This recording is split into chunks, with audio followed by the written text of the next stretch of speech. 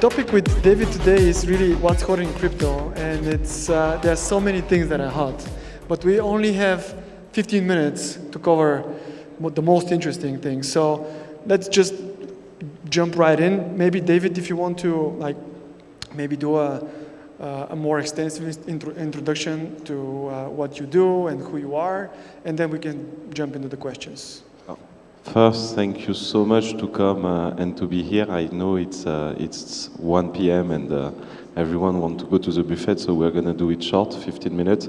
I wanted just to give you a first highlight about Bulgaria. ETHSofia is the first edition, so far a very successful edition. I had the chance to participate to ETH Paris, to ETH Milan, to ETH Warsaw, so I can compare. There's much more people than in ETH Milan, so you can be proud of you. Thank you for the organization. But also the Bulgaria market is one of the most dynamic markets in Europe, surprisingly. When I took on the marketing lead and I look at the data, Bulgarian market was actually on the top 5 of the market in Europe. And that's surprising because we cannot expect that from a demographic standpoint.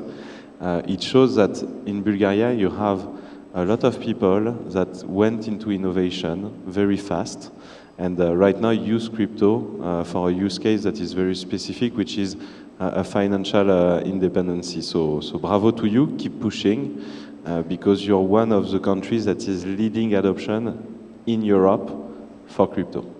Thank you so much for the nice words about ETHSofia. We really try to make it the best event possible, and I'm so far quite happy how it's turning out.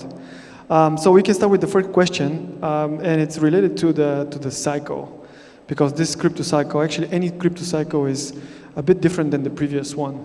But what do you think are the biggest differences from this cycle and previous ones? Alors, the previous cycle was composed mainly on DeFi innovation. That enter into the game, and everyone was quite interesting about DeFi. This cycle is particular because I would say that the innovation are for now not yet uncovered. You have real world assets, you have AI, LLMs that are entering into the game since 2 weeks. But there is a very interesting trend which is about memcoin. It's funny because when some memcoin got listed on Binance, a lot of projects come to us and it was like, you need to list more serious projects instead of memcoin. But we need to define seriousness. Inside memcoin, what was funny when I was discussing with VC, with people like that, most VC doesn't enter yet into memcoin because the liquidity is too small, it's very risky, it's very complicated. We could see this as a disadvantage, but actually the community is fed up of projects where you build, basically, you buy a roadmap, you don't have any promise that it's going to be achieved. You know that VC entered before you at a better price and is going to liquidate at another moment. Any big project also have a token unlock during their period, which could be considered as unfair. Memcoin are degen in this way, where basically you enter at the same moment as everyone. You have the promise that there's no VC inside the market because they are not yet entering. Your phone. And as well, but because of all those characteristics, for now, people consider memcoin as a much fair launch and fair distribution of the token to the community. So that's surprising.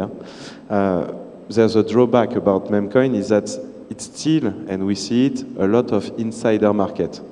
But for now, it's a trend that I think is going to last longer, 3 to 6 months. It's the new ICO, let's say. Let's see how it's going to evolve. But they are less stupid than what they appear to be, where basically they try to build their community first and after build an ecosystem around this. That's a reflection that I had during 1-2 months, saying how could this work that much? It's not only about the profit, but because the promise of profit is done because of the absence of VC, the absence of token unlock, the absence of a secondary market where basically the biggest player get a better price at the entrance. it creates a much more fair launch.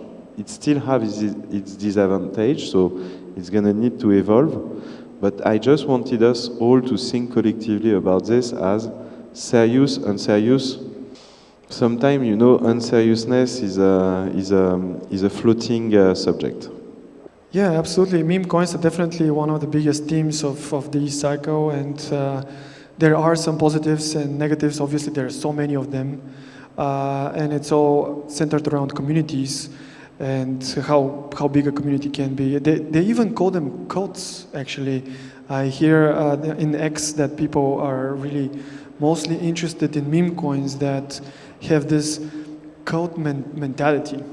And it's a very interesting, I don't know, like a event, so to say, from a marketing perspective. How do you build a like a cult, and then have a token around that?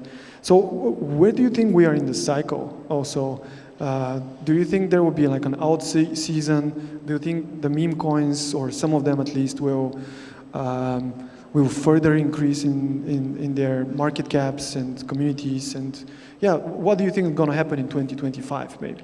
I'm very trying to analyze cycle by repetition of it.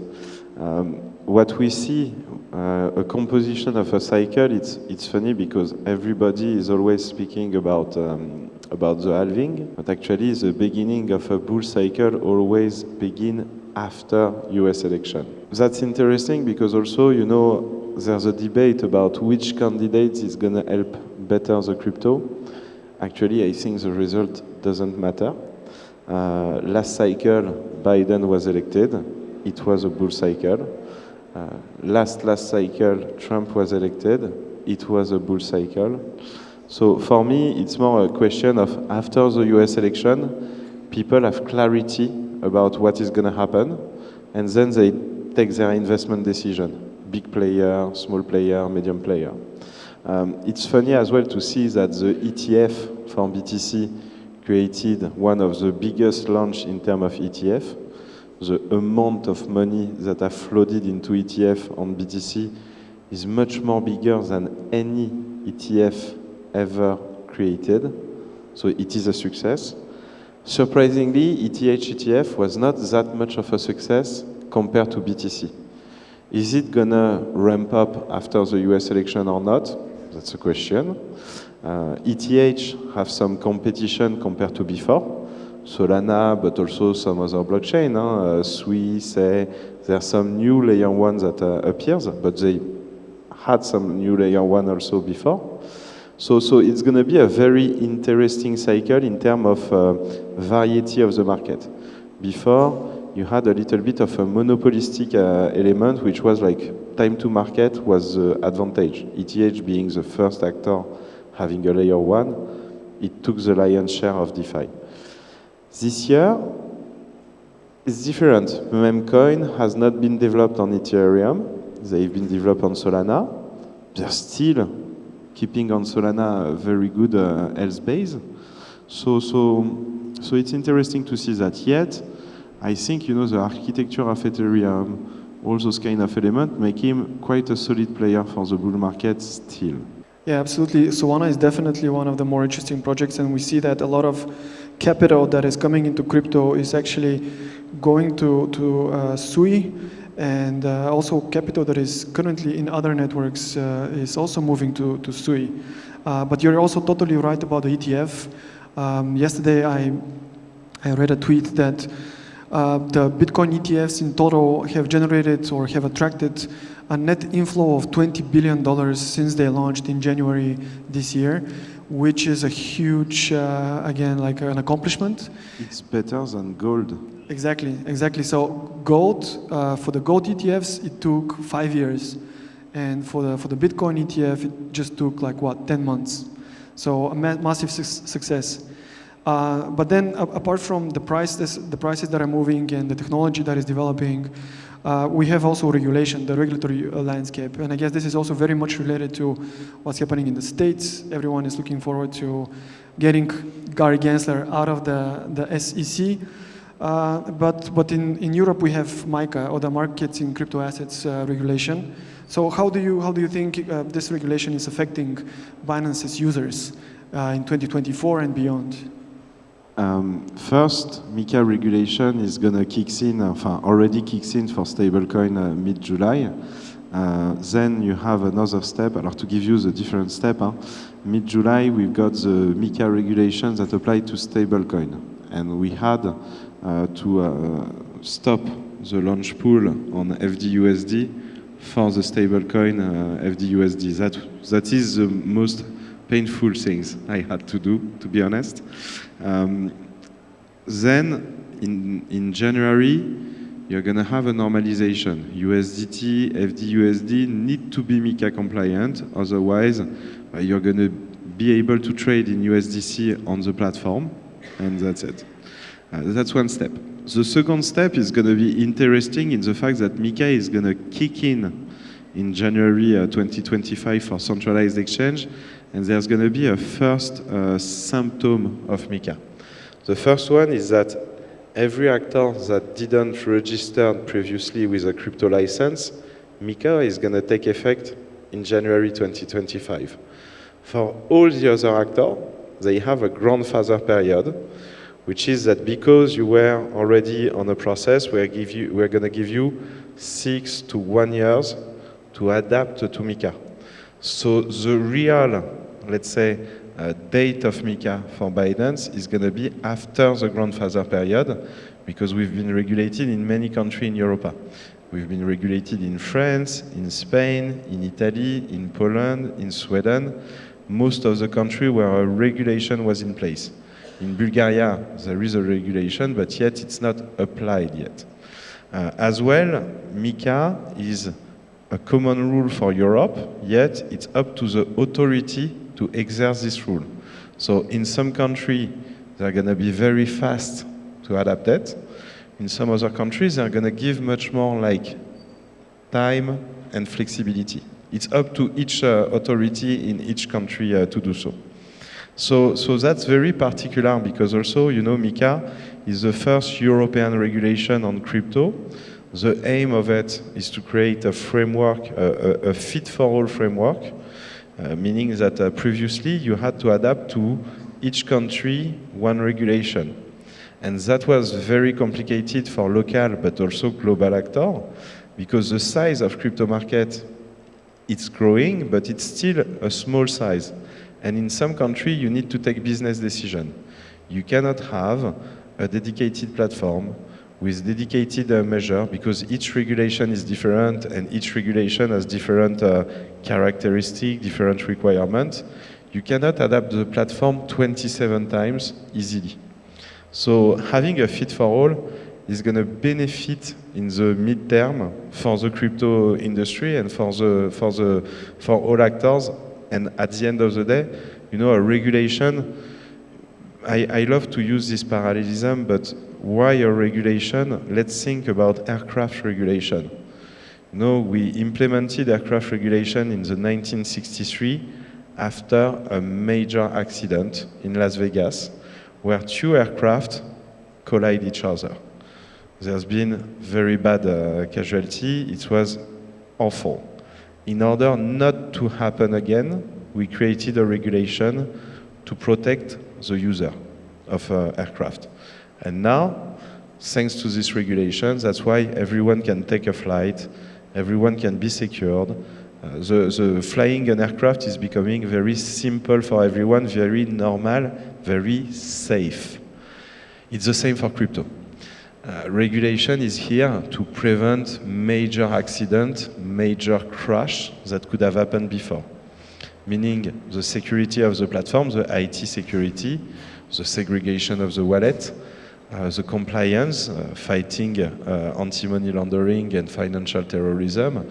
There's very important subject in finance. And at the end of the day, a regulation protects the user.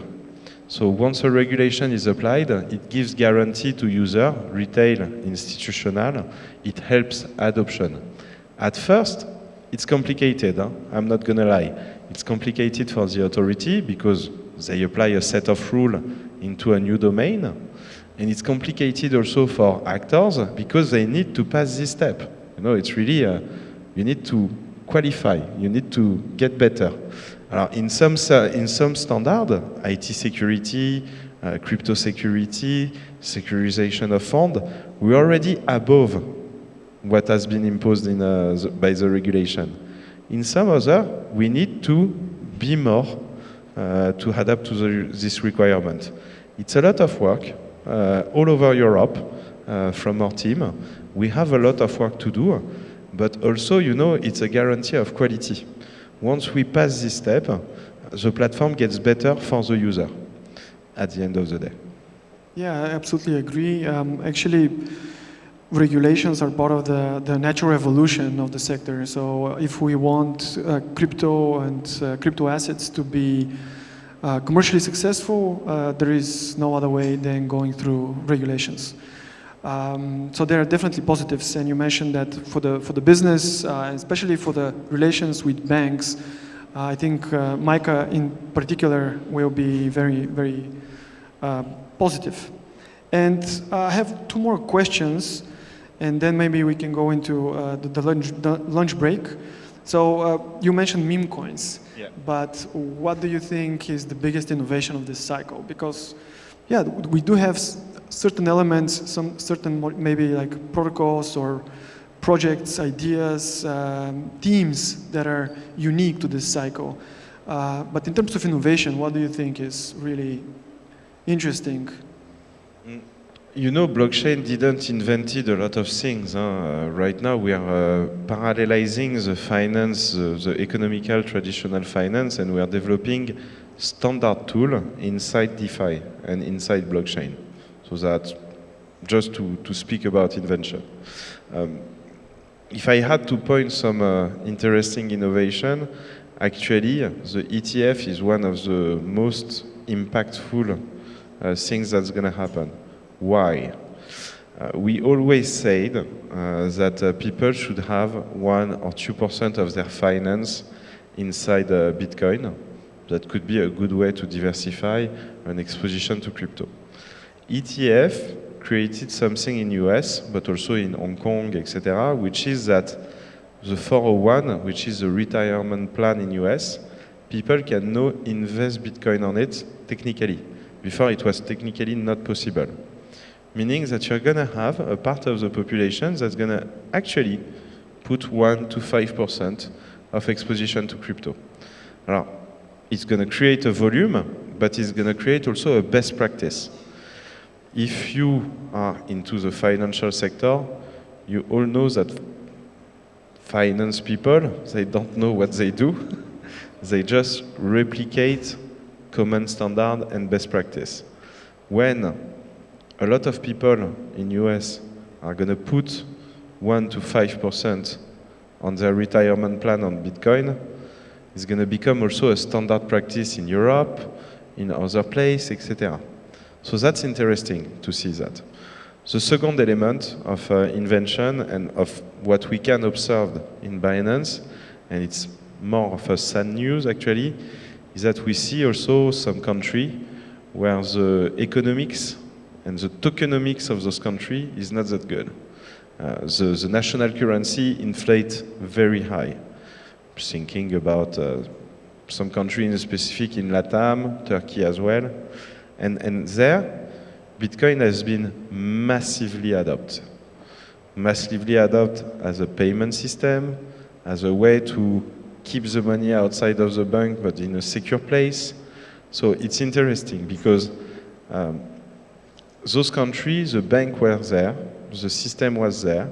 It's not about unbanked country, yet the promise of the central authority was not fulfilled. And when the promise is not fulfilled, we observe that Bitcoin take a large adoption. So it's not that cool to observe that, to be honest. At the end of the day, we're speaking of country where the economy falls and there is some people that live a great problem. Yet, we observe that into the technology that Bitcoin is used as a way to protect against inflation, against those elements. And unfortunately, in the coming years, there's going to be many more countries that's going to go to this pattern. and there's going to be many more populations that's going to need to protect their assets, to protect their value, and that's going to go to the way of Bitcoin or to the way of others, but it's going to go to this way. Yeah, absolutely, and we also see that not only Bitcoin, but specifically stable coins are being quite widely used by, like in people in countries from, say, Africa or South America for remittance, but also for protecting themselves from their local currency by going into dollars. Final question, so how do you, because there are so many centralized exchanges and there are constantly new centralized exchanges appearing, disappearing, and crypto users have been wronged numerous times by central and decentralized actors, and trust is really the most valuable currency in our space. It's generally the most valuable currency, but specifically in crypto, trust is everything. So how does Binance generate trust with its users? What do you guys do better than the others? I think first, as you said, we see that the users, they trust Binance also because we are here since 7 years. We have been very resilient. When the market dip, the withdrawal are activated. There's no question about our reserve of fund. Me also as a user, before I was in Binance, I trusted Binance because I saw them face the different steps of blockchain. The largest withdrawals that we lived, it was during Luna crash. During Luna crash, we got like in 24 hours, if I remember, it was like $15 billion of outflow. At no point, our withdrawal system was stopped. The liquidity, we were able to manage it. I think there's not a lot of banks that would be able to process that. When we gave the data to some authorities, they were very surprised by our capacity to execute. And this is, the trust, it's like a relationship. You build it along the way. So with 7 years of practice, we are still young company. We started as a startup, and I love to have this startup spirit. And also, we are becoming a financial institution through regulation, through all those elements.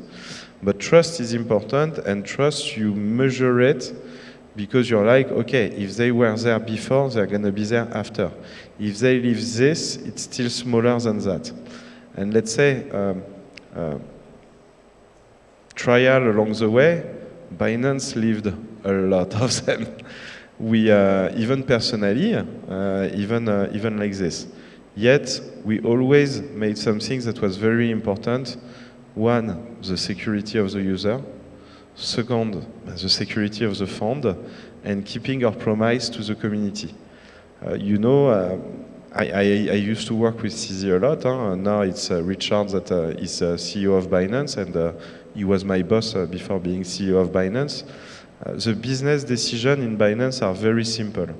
We put the user first. So if it's benefit to the user, there's no brainer. We go for it. It's not about the benefit of the company and then the benefit of the user. The benefit of the company is the same line as the benefit of the user. That's an advantage that we have when you're not quoted on the stock market, etc., is that you can take your own decision. You don't need to please some people that are outside. And our motto, our DNA, is to be a company that is done by user, made by user, built by user. I've been a big user of Binance. I've been a Binance angel. Then I've been a Binance director of France. Then I registered the company with all the team. It was a formidable adventure, but at the end of the day, I'm a Binance user. And I have this ethics that I wouldn't do anything that I wouldn't like as a user. So that's how I think we succeed a lot, which is to put the user at the center of all our strategy in terms of development of product. We develop product based on user feedback. We spend a lot of time with the community. One funny thing is that every month I spend 1 day on customer service. Some people, they go to the chat and they see David, CS David, and it's me. And I'm responding, and that's something that we do all every month, because it's important that you know the humility of the approach. At the end of the day, we serve user for $10 or $1 million. It doesn't matter. It's a question of promise. And I used to help a lot of users when we launched the Binance card. We had a bit of an issue. There was some transactions that didn't pass. They passed, meaning the money was gone, but the transaction didn't pass. So the users, they were not happy. And the reimbursement would happen like 1 week later. And I used to check the Telegram channel of the Binance card every day, to take the user ID, to give them to the card team in order to accelerate the process. Whether it was $10, $100, or $1K, it doesn't matter. Actually, it's even more important to spend some time on the little things, because they mean a lot about your approach, your focus. If I get up and I say, oh, this problem costs only $10, it's not important, that means a lot, you see? There's $110 problem, there's maybe one problem of 1K. You need to solve the $110 problem, because there's 100 users behind them. And one user is as important as another. The second element as well is that we tried to serve, and the superiority of our technology made us the best matching engine. We have the biggest liquidity. In this type of market, the liquidity is really the game changer. But at the same time, we don't give any advantage to the big player compared to the retail. Actually, we prefer the retail to have a competitive advantage compared to the big player. Very interesting, yes, and you're definitely one of the most innovative exchanges, always absorbing the new teams and always presenting new coins, new tokens, new services to the users. And we can talk, I guess, a few more hours more, but I think potentially people are hungry, so maybe it's time to end it here. We are a bit over time, but maybe if there is like 1 or 2 questions, I think we can take them if they're very quick. Yeah, 2 questions. I saw 2 hands. So maybe we can give the mics to these 2 people, but please be very quick, and then we can all go and enjoy lunch together, right here in the front. Thank you for your speech. Very quick question. Do you think that someday CZ will ever come back to Binance? Could you repeat? Do you think that someday CZ will ever come back to Binance? Will CZ ever come back to Binance? It's not up to me to respond to it, to be honest. CZ just been released, and we're all happy. Yet the CEO has been now appointed, and I think no, CZ is not going to come back. That's sad. Yeah, and also it's interesting what's happening in the crypto sphere in comparison to what's happening in the banking sphere, because I've never heard of any bank executive getting the same treatment as CZ ever. And we've had some like massive fines for traditional financial institutions, and no one has ever been treated in the same way. So yeah, I'm not a fan of these double standards, and that's why I've been in Bitcoin for such a long time, for more than 10 years actually. And one more question here. Hello, David. My name is Milan Minev, and I have a question. And first of all, thank you that you explained very well about the ETF as a narrative in the crypto world. But in the past few years, we saw the DeFi, the NFT narratives. What about the DePIN narratives and RAA narratives as a crypto utilization? Is something that Binance believe? Because as I can see for the last 2 research by Binance and CoinMarketCap as well, it's a narrative that a couple of millions users already participate, few millions. And there's multiple questions inside your question. We see that DeFi is still a good narrative, and it's working well. Yet it's working well in new ecosystem. There's big player in Ethereum. I don't see new player coming inside Ethereum. I'm thinking about Curve Finance, I'm thinking about the scale. DePIN narrative, DePIN, decentralized DePIN. physical infrastructure networks and RWA, real world assets. Smart. Let me still like go over every sector and then we go to DePIN at some point. At the end, sorry. NFT, they need to evolve. That's a certainty. We see the volume of OpenSea, we see the volume of Binance NFT platform, still small, and to be honest, the added value of NFT right now as a use case is complicated, let's say. That's one. Now, real world asset, we're going to see what the players are going to do, what BlackRock, there's always a news about BlackRock investing into a real world asset. DePIN is interesting, yet it has to prove. Right now, there's a lot of buzzword around DePIN, yet no major leading actor inside of it. There's protocols that are promising something. The roadmap looks shiny. The VC entered into the different projects. And I would say that DePIN, as such as all other emerging projects right now, trend, are competing with Mepcoin. Alors, you know what is funny with a bull market is that it's one narrative after the other. One narrative jump off, then it goes to a certain maximum level, and then there is another narrative that jump off. So is it the time of DePIN right now? No. Right now, the trend is the Memcoin. Will it be? Maybe yes. But there is some things to learn about Memcoin to apply to the launch of the token on DePIN. Right now, what I'm seeing on DePIN is the same type of launch of the previous narrative, the narrative before Memcoin. This is problematic. You need at each wave to take a little bit of the previous wave and to integrate it into your next trend. And for now, DePIN didn't take it. They will. And I think that it's going to be a category of success for the next trend to be defined. For me, DePIN creates a very good proposition, but such as every other proposition that are around the market. So I would say that this kind of narrative, if you believe in it, it's the right moment to invest because they are not yet, trending, etc. Yet, for me, they need to evolve, taking into consideration what happened on the last trend. All right, guys, so please thank David for being here with us.